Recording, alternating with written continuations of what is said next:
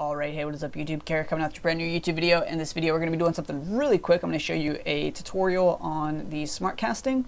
And if you guys don't know what smart casting is, really quickly, it is if you go into your hotkeys, then go to Global Unit Management, and then choose Ability or AI Target, and set this to a different button. You can set it to a different button on your keyboard, so you can just hold that button down and that's it. That's all you have to do instead of actually single clicking or shift clicking. So you can see here I have my keyboard layout, and what I wanted to show you guys today is actually how to make it even better. So I don't know if you guys can see, but on my mouse I actually have two buttons on each side. So SteelSeries Sensei mouse. So anyway, they have macro buttons on the side, and one way to actually make smart casting even better is to actually put this button on your mouse button. And if you're wondering, it is okay for tournaments as long as it's a 1-to-1 layover for each button press. So you can hold G just like you would hold G down on your keyboard and just do it on your mouse instead. So what this allows you to do is, I haven't seen a tutorial for this either, for Ravagers. I don't know if players that are new to the game are using this, but instead of clicking C for each one, or holding Shift and clicking C, so I'll show you the difference. That's the slowest. Shift clicking, this is a little bit faster, so you just click.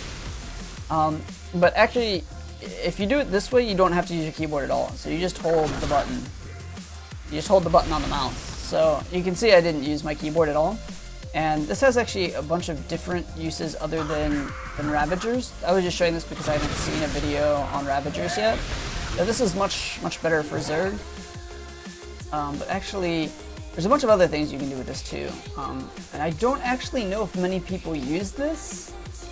And if they don't, like even a lot of like pro level North American players, I don't see using this, and I'm actually not particularly sure why. So for example, if we have High Templar versus Ghost, if you didn't actually know this, EMP actually outranges,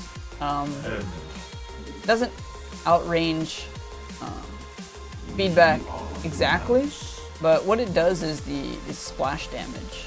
So like feedback you can get in and feedback before it actually gets shot, but if you EMP the range where the High Templar is moving into, you can actually EMP the High Templar. But anyway, the thing you can do with this is, so you set the G button or whatever else you can see over there at G on my other hotkey.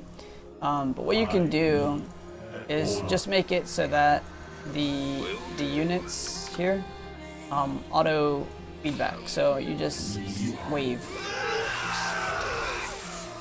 So you don't have to actually do anything. I don't know if people know about this. It's really good. So you don't have to use your keyboard at all. And you can do this with a bunch of other stuff too.